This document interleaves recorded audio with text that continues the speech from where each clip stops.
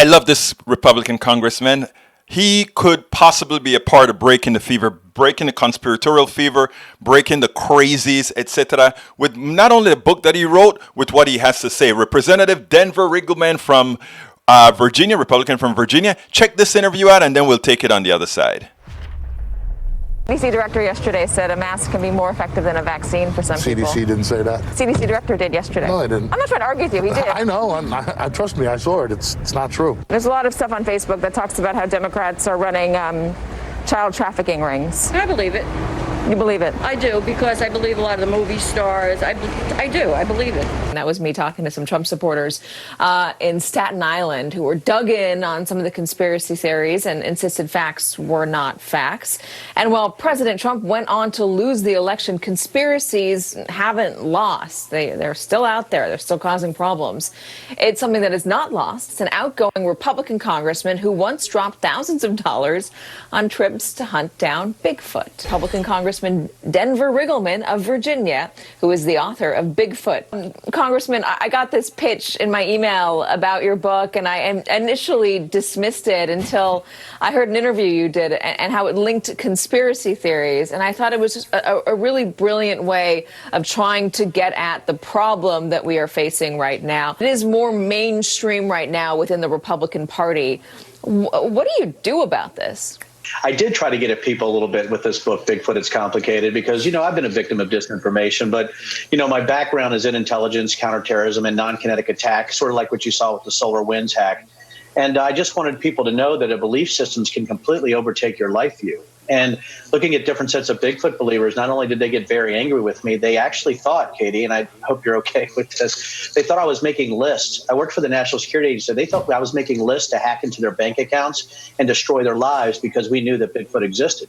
That is sort of what you're seeing out there right now. And it's not just the conspiracy theories that we've heard, like you just had that incredible interview or that incredible back and forth about those poor ladies who believe in adrenochrome. And that Democrats are, a Satan-worshiping cabal of pedophiles that are trying to plan a deep state coup against the president. It's that, we got anti-vaxxers, and we have people like General Mike Flynn out there talking about martial law and military efforts to overturn the vote. So really, it really is an analogy that these belief systems can take over, Katie, and they can run your life. And, there's not weaponized Bigfoot people out there, right? They're not actually coming at your house because you don't believe in Bigfoot, but they don't like each other. But we're certainly seeing insanity being weaponized and monetized in a massive grift across the internet, and all of it's based on things that are massively false. They're not even close to being real. When you talk about monetization, you make the connection between Sidney Powell and Rudy Giuliani, who are both part of the legal effort to overturn this election on behalf of the president, and link them to those who were selling folks the conspiracy of Bigfoot. This is a griftocracy. I mean, that's the best thing I have for it, right? It's a bunch of people who are in on the grift. When I did that first Bigfoot expedition, I gave thousands of dollars, and there were 40 people there. I mean, they made a lot of money off, going after Bigfoot. I guess I could start some kind of business going after unicorns, right? Or going after the chupacabra, right? Or maybe the Kraken. So, so that's the issue that we have right now, is that people are monetizing this. And what you're showing even on the screen was just the fun time we had out there. And we would go out, they would show us Bigfoot caves. They would show us maps to wilderness areas. It's the same thing you see on digital media. They have a map where you can go, whether it's on Gab or Parler or BitChute or YouTube or Twitter or Facebook.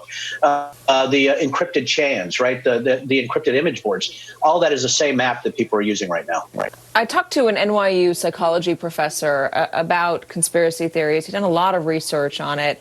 And he said that when you try to fact check people on it, they only dig in further. They get more stringent, stronger in their beliefs. They don't believe the fact checks.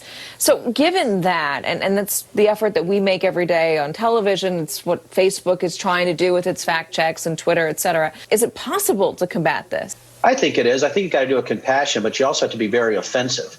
What we're going after is really dissemination of disinformation, but an online disinformation campaign that might be the biggest conspiratorial grift in history. You're talking about hundreds of millions of dollars. So we have to be very offensive. And I think we almost have a digital vaccine, just like the COVID-19 vaccine, where we use machine learning. We use big data. We use fact-based analysis, and we aggregate data from public trust companies, and we go after these hashtags. We go after these messages. We get on these boards. We fight them on their turf. It's something I was very good at when I was in the military, especially in the counterterrorism and counterintelligence world. And I think that's what we do. And that's why I'm on the board of the Network Contagion Research Institute now. We just released one of the most, I would say, in-depth quantitative analyses of QAnon just yesterday or the day before. So I'm going after them. So I'm not going to stop, Katie. It's my time to go after them. I am going to go after them.